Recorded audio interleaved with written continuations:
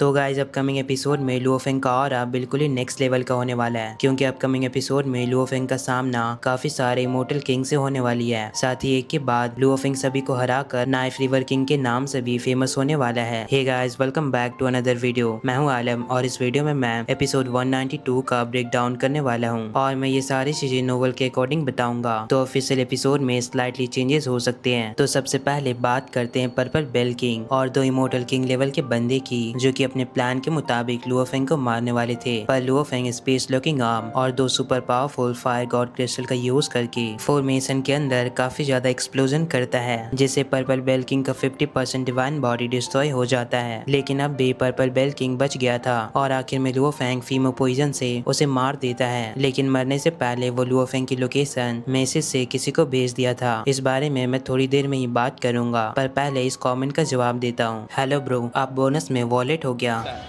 नहीं भाई, मैं वॉलेट नहीं हूँ। लोफेन एक स्लेब बनाएगा, लेकिन इस एपिसोड में तो सारे बंदे खत्म हो गए।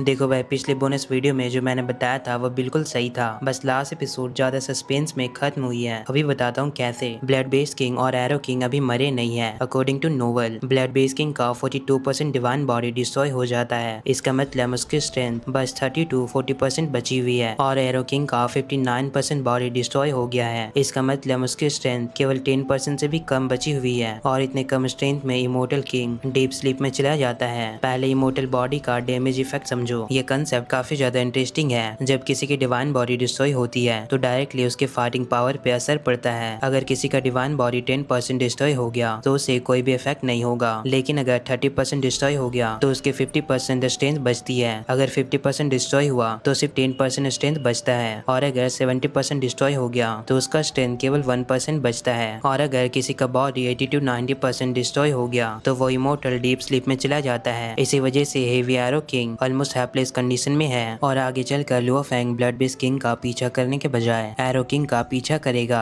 ऐसा इसलिए क्योंकि ब्लड किंग उसके पास अब भी पावर बची है, पर एरो किंग काफी ज्यादा वीक हो चुका है तो उसे मारना इजी होगा। इसलिए लुओफेंग सीवो विंग और पॉइजन शैडो ब्लेड का यूज करके एक डेडली कॉम्बो बनाता है। इस कॉम्बो का नाम है वन नाइफ री step. One knife bright moon strategy के साथ पॉइजन शैडो ब्लेड को कंबाइन किया गया है और 3 स्टेप लुओफेंग मोइन वाइन से अपने 3 स्पाइक को रिलीज करके उसके अंदर फीमो वेनम को इंजेक्ट करता है, जिससे एरो किंग की बची कुछ डिवाइन बॉडी और भी ज्यादा वीक हो जाती है। पहले उसके पास 41% एसेंस बची थी, पर वेनम के बाद उसका पावर सिर्फ 12% ही रह जाता है और वो डीप स्लीप में चला जाता है। इसी स्टेट का फायदा उठाकर लुओफेंग उसे अपना सोल स्लेव बना लेगा और ये उसकी पहली अल्टीमेट किंग स्लेव होगी, जो कि फ्यूचर में उसे काफी ज्यादा काम आने वाली है। अब बात करते लुओफेंग वर्सेस 18 इमोर्टल किंग। तो पर्पल बेल किंग के मरने से पहले उसने अपना और लुओफेंग यानी यांग का कोऑर्डिनेट वर्चुअल वर्ल्ड में शेयर कर दिया था। अब ये न्यूज लीक होते ही 18 इमोर्टल्स किंग काफी ज्यादा अट्रैक्ट होते हैं, क्योंकि पर्पल बेल किंग ने पहले से ही सबको बता दिया था कि यांग ने सेक्रीफाइस टावर का ट्रेजर लिया है। इसलिए अब सारे इमोर्टल किंग यांग के लिए और भी ज्यादा एक्साइटेड हो रहे थे, क्योंकि उन्हें अब यांग की लोकेशन मिल गई है। इन 18 इमोर्टल किंग में से 2 पीक लेवल के किंग्स हैं, 6 हाई लेवल के किंग्स हैं और 10 एक्सट्रीम लेवल के किंग्स हैं। अब अचानक ही ये सारे इमोर्टल किंग लुओफेंग के पास टेलीपोर्ट होकर आ जाते हैं। लुओफेंग अपने सामने इतने सारे इमोर्टल किंग को देखकर शॉक होता है। वो पहले से ही पर्पल बेल किंग और 2 इमोर्टल किंग को मारने के लिए काफी ज्यादा एनर्जी यूज कर चुका था और अब उसे 18 इमोर्टल किंग का सामना करना है। अब मैं इस फाइट को ज्यादा एक्सप्लेन नहीं करूंगा, तुम सब देखना नेक्स्ट एपिसोड में काफी टेरिफाइंग बैटल होने वाली है। लिटरली तुम सबको मजा आने वाला है। नॉर्मली ये सिचुएशन किसी के लिए भी इम्पॉसिबल जैसी लगती है, क्योंकि ये 1 वर्सेस 18 इमोर्टल किंग की फाइट है। लेकिन लुओफेंग पॉइजन शैडो ब्लेड साथ ही ब्राइट मून स्ट्रेटजी का यूज करके 1 by 1 13 इमोर्टल किंग को